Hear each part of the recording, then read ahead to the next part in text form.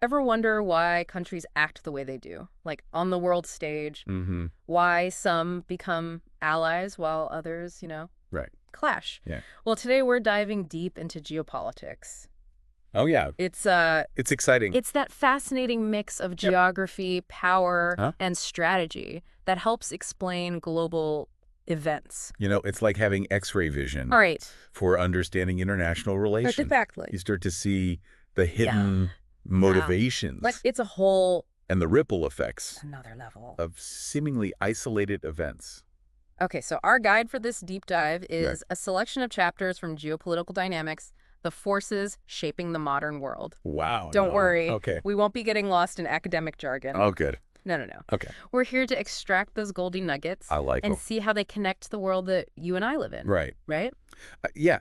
Think of it this way. No way. Geopolitics isn't some abstract theory confined to university halls. Mm-hmm. It shapes everything from trade routes Oh, wow. and alliances Okay. to conflicts and even the price of goods we see at the store. Wow. That's Yeah. really interesting. Okay, so Yeah. let's start with the basics. Yeah. What exactly is geopolitics?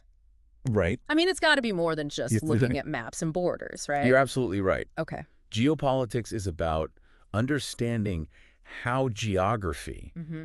a country's location, Okay. resources, even its climate, Right. influences its relationships with other countries. Wow. It's about recognizing that where a country sits on the map Right. can be just as important as its military strength Oh, wow. or economic power.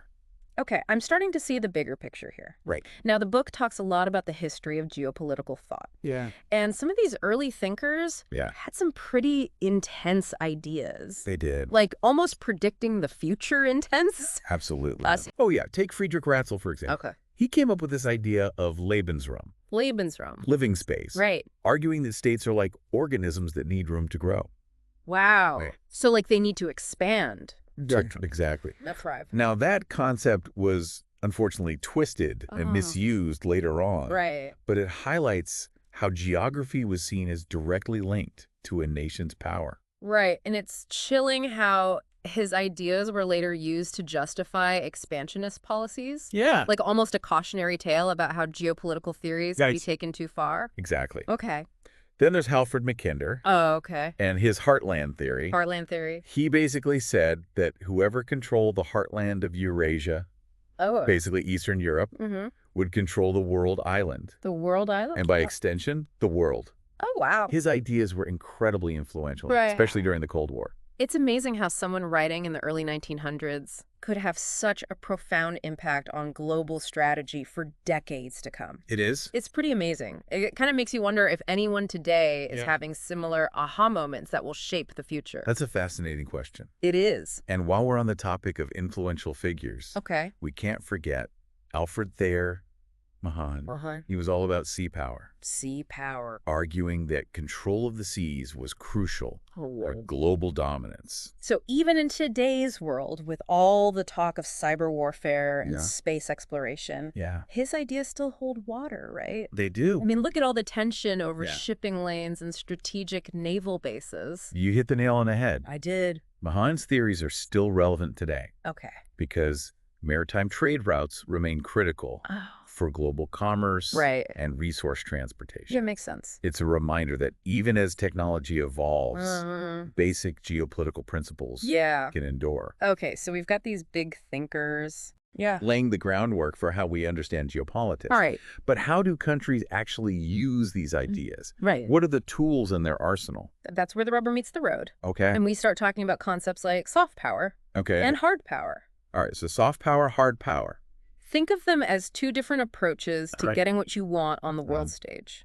Okay. Let's Back up. break those down. Soft power Yes, sounds like it's all about persuasion it is. and influence. Exactly. Okay. It's about winning hearts and minds, Right. shaping perceptions, and getting others to want what you want. Okay. Think of things like cultural diplomacy. Right. China's Confucius Institutes are a great example. Oh, yeah. Or the European Union's advocacy for human rights. Okay. It's about using your values and ideas Mm-hmm. to build relationships and influence global norms. So it's less about force and more about attraction. Exactly. What about hard power? That sounds a bit more... A little more. But- Hard power is all about Yeah. using your military and economic clout Okay. to coerce or compel other countries Yep. to do what you want. Right. It's the classic stick approach. The stick. Okay. Think of the U.S. military bases spread around the world. Oh. Or Russia, using its energy resources Okay. to pressure European countries. Right. So hard power is all about flexing your muscles Yeah. on the world stage. Makes you wonder Yeah. if there's ever a situation where a country would use both Right. soft and hard power at the same time. There is. Really? It's called smart power, Smart power. and it's becoming increasingly popular. Oh, wow. A perfect example is China's Belt and Road Initiative. Oh, yeah, I've heard about that. On the surface, Yeah. it's all about economic investment and infrastructure development, Right. classic soft power, Right. but it's also backed by a growing military presence, Oh. that hard power element lurking in the background. It's like they're playing a long game. They are. Using a combination of carrots and sticks Right. to achieve their geopolitical goals. Pretty savvy. Yeah. Now, the book also talked about how things got a lot more complex. It did. After the Cold War ended. Yeah. Everyone thought geopolitics would become irrelevant, Right. but it seems like it just evolved. It absolutely did. It did. The world went from a relatively straightforward bipolar system, Okay. the U.S. versus the Soviet Union, to a much more complex Right. multipolar system with a whole host of new players Oh, wow. vying for power and influence. So instead of like a clear-cut chess match, Right. it's more like a game of 3D chess Exactly. with multiple players making moves on different levels. Yeah, That sounds pretty complicated. it can be. So who are some of the major players we should be paying attention to Right. in this new world order? Well, the U.S. is still a major player, Okay. of course, Mm-hmm. but its dominance is being challenged by rising powers like China. We're seeing a shift in the global balance of power, with the East becoming increasingly assertive. So it's not just about military meat anymore. No, It's about economic clout, it is. technological innovation, Right. and even cultural influence. Right. This multipolar world sounds like a fascinating It is. but potentially volatile place. It certainly is. Oh. And that's why understanding geopolitics Right. is more important than ever. Okay. It's the key to deciphering the complex web Right. of relationships and rivalries Yeah. that are shaping our world. Okay, so we've got this new multipolar world Right. with a mix of established and rising powers, Yeah. all using their own blend of soft and hard power to navigate the global landscape. Right. What are some of the specific hot spots Okay. where these geopolitical forces are playing out Right. most dramatically? Well, let's start with the Middle East. Okay, the Middle East. Yeah. It's a region where geography, resources, and history all converge Yeah. to create a complex Right. geopolitical landscape. The Middle East is often in the headlines, It is. but beyond the ongoing conflicts, Right. there's another less discussed Right. geopolitical challenge. Water. Water. Water. Really? Yeah. I guess with all the deserts, Yeah. water scarcity must be a major issue. Absolutely. Rivers like the Nile, Okay. which flows through multiple countries, Right. are essential lifelines Wow. for millions of people. Yeah. But with growing populations and climate change Yeah. adding to the stress, Right? these shared water resources Yeah. are becoming sources of tension Wow. and potential conflict. So it's not just about oil anymore. No. Essential resources like water are becoming new battlegrounds They are. in the geopolitical arena. Precisely. Yeah. And speaking of new battlegrounds, Okay. we have to talk about the Arctic. The Arctic, with climate change melting the Arctic ice. Yeah. It's becoming a new geopolitical battleground. What's at stake there? Well, as the ice recedes, Okay. new shipping routes are opening up, Yeah. and vast reserves of natural resources, Right. oil, gas, minerals, Wow. are becoming accessible. So like a modern day gold rush? Yeah. But instead of prospectors with pickaxes, Right. it's nations with icebreakers and Yeah. drilling rigs. What are some of the key insights from the book? So the book highlights how the melting Arctic Okay. is not just an environmental concern, Right.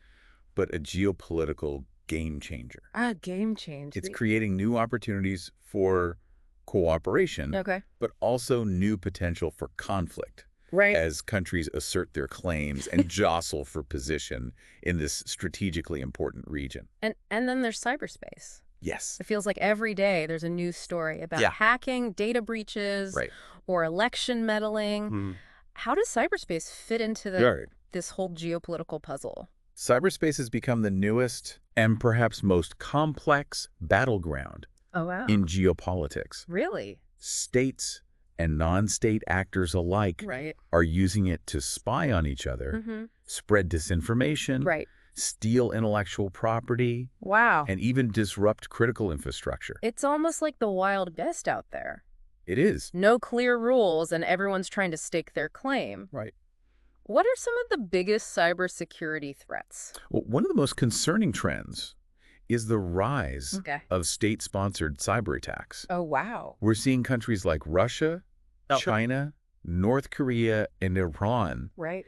increasingly using cyber attacks to achieve their geopolitical objectives. It's almost like a new form of warfare. It is. But fought with bits and bytes instead of bombs and bullets. Right. And what's scary is that it can be incredibly difficult to attribute these attacks and even harder to deter them. Exactly. The anonymity and deniability Right. that cyberspace offers make it a very attractive domain for espionage and sabotage. Wow. And as our world becomes increasingly reliant Okay. on digital infrastructure, Yeah. the potential consequences of these attacks Right. are becoming even more severe. Okay, so we've got these hot spots flaring up all over the world. Yeah. The Middle East with its water wars. Right. The Arctic with its resource rush. Right. And cyberspace with its constant shadow wars. Yes. Is anyone trying to manage this global chaos? Right. Are there any rules to this geopolitical game? That's a crucial question. It is. And it brings us to the topic Okay. of global governance. Global governance. We have international organizations like the United Nations, NATO, and the World Trade Organization, all trying to maintain some semblance of order and cooperation on the world stage. But how effective are these organizations really? I mean, we still see conflicts breaking out. Yeah. Countries ignoring international law, and a general sense that everyone's looking out for their own interests. You're right. It's not a perfect system. All right. These organizations face a lot of challenges. Okay. And their effectiveness can vary depending on the issue and the political will of the member states. Okay, so let's take a closer look at some of these organizations. Okay. What about the UN? Right. It's supposed to be the big daddy of global governance, right? UN is certainly the most ambitious attempt Yeah. to create a global forum for cooperation and conflict resolution. Right. But as we've seen in recent years, it can be hampered by bureaucracy, political gridlock, and the veto power of the permanent members of the Security Council. One country can basically shut down any action they don't like. Exactly. Which can be incredibly frustrating when trying to address urgent global issues. And it raises questions about the UN's ability to effectively enforce international law and hold powerful countries accountable for their actions. So it's not a perfect system. It's not. But it's still an important platform for dialogue, it is, diplomacy, and humanitarian aid. Right. What about NATO? Oh. Isn't that more of a military alliance focused on collective defense? That's right. NATO was initially formed as a counterbalance to the Soviet Union during the Cold War. Right. But since the collapse of the Soviet Union, NATO has expanded its membership and taken on a broader role in international security. So it's gone from being a regional alliance to a more global force. Yeah. What are some of the key insights from the book? The book examines how NATO's expansion has been both praised and criticized. Really? Some argue that it's essential for maintaining stability and deterring aggression, while others see it as provocative and a contributing factor to tensions with Russia. It's interesting how different countries view NATO through different lenses, depending on their own geopolitical interests and historical experiences. Exactly, and that highlights the complexity of international relations. Right. There are rarely simple answers. Right. Or universally agreed upon solutions. Okay, so we've talked about the UN and NATO. Right. What about the World Trade Organization? Okay. How does it fit into this whole global governance picture? The WTO is all about promoting free trade and resolving trade disputes between countries. It's essentially the referee of the global economy. Oh, wow. Trying to ensure that everyone plays by the rules and that trade flows smoothly. But with the rise of protectionism and trade wars in recent years, it seems like the WTO is having a hard time keeping things fair and balanced. You're right. The WTO is facing a number of challenges. Such as? Including the growing influence of China. which has been accused of unfair trade practices and the rise of populist movements that are skeptical of globalization. So even in the realm of trade, geopolitics is playing a major role. Absolutely. Shaping the rules of the game and influencing the flow of goods and services around the world. And that brings us back to the central theme of our deep dive today. Geopolitics is everywhere. It is everywhere. It's influencing decisions at the highest levels of government, shaping international relations, and even impacting our everyday lives in ways we might not even realize. Okay, so we've covered a lot of ground here. We have. We've talked about the enduring relevance of early geopolitical thinkers, the tools countries use to wield power, the complexities of a multipolar world, the emergence of new geopolitical hotspots, and the challenges of global governance. It's a lot to process. It certainly is. But by understanding these key concepts and trends, we can start to make sense of the often chaotic world around us. And that brings us to the big question. What does the future hold for geopolitics? Are we headed towards a more cooperative world? Or are we destined for greater conflict and instability? That's the million-dollar question. And to answer it, we need to look at some of the biggest factors shaping the geopolitical landscape of tomorrow. So we've explored the past and present of geopolitics, but what about the future? What are the biggest forces shaping the geopolitical landscape of tomorrow? Well, one trend that's hard to ignore is the rise of authoritarianism. We're seeing a global shift towards strongman leaders and a move away from democratic values in many parts of the world. That's concerning. What does the book say about the implications of this trend for the future of geopolitics? The book argues that this rise of authoritarianism poses a significant challenge to the existing global order. It could lead to more instability, conflict, and human rights abuses, as authoritarian leaders often prioritize their own power and interests over international cooperation and the rule of law. It's not just about individual leaders, right? No. It seems like there's a broader ideological battle going on between democracy and authoritarianism. Exactly. And that battle is playing out on the geopolitical stage as countries align themselves with different camps and compete for influence. Think about the growing rivalry between the U.S. and China, for example. Right. The U.S. often frames itself as a champion of democracy, while China promotes its own authoritarian model as a viable alternative.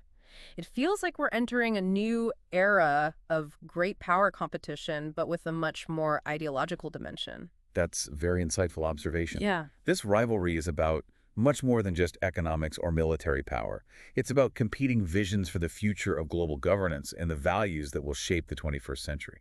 And speaking of competing visions, the book also highlights climate change as a major wild card in the future of geopolitics. Climate change is no longer just an environmental issue. It's a geopolitical game changer, as we discussed earlier. Yeah. It's already fueling tensions in the Arctic. Right. But its impact will be felt far beyond the polar regions. We talked about water scarcity in the Middle East.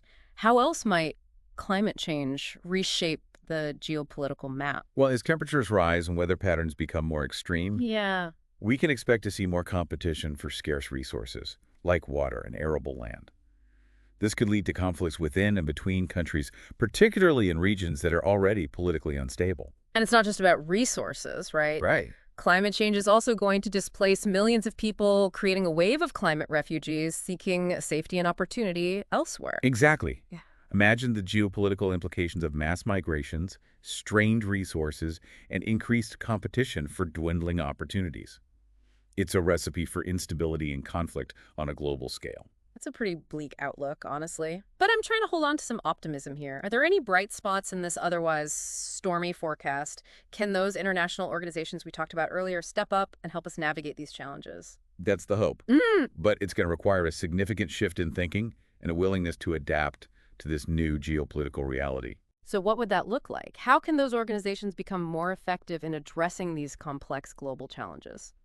Well, for starters, they need to find ways to bridge the ideological divide between democratic and authoritarian countries. This means focusing on areas of common interest like climate change or global health, where cooperation is essential. It's like finding that sweet spot, right, where even countries with very different political systems can agree to work together for the common good. Exactly. It's about building trust, fostering dialogue, and finding pragmatic solutions that benefit everyone regardless of their political ideology. And what about the issue of climate change? What role can these organizations play in mitigating its impact and preventing the worst-case scenarios? Well, they need to facilitate agreements on emissions reductions, provide financial assistance to developing countries to help them transition to cleaner energy sources, and invest in research and development of new technologies that can help us adapt to a changing climate. So it's about a combination of mitigation, adaptation, and innovation with a focus on global cooperation and shared responsibility. Precisely. And it's not just the responsibility of governments and international organizations. Businesses, civil society groups, and individuals all have a role to play in shaping a more sustainable and equitable future. So in a way, we're all geopolitical actors now, whether we realize it or not. Our choices, our actions, our voices all contribute to shaping the world around us. I love that way of thinking about it. We all have agency, even in the face of these seemingly overwhelming global challenges. Yeah. And that's ultimately a message of hope. Okay, so after this incredible deep dive into geopolitics, I'm feeling a mix of awe and apprehension. Awe at the sheer complexity of the forces at play, and apprehension about the challenges that lie ahead. But I'm also feeling a sense of empowerment, knowing that we're not just passive bystanders in this geopolitical drama. We can all play a part in shaping the future. And that's what makes geopolitics so fascinating and so important. It's not just about understanding the world as it is, but about imagining the world as it could be and working together to make that vision a reality. Well said. And to our listeners, thank you for joining us on this epic journey into the world of geopolitics. We hope you found it as insightful and thought-provoking as we did. Remember, the world is constantly changing, so keep learning, keep exploring, and never stop asking those why questions. Until next time.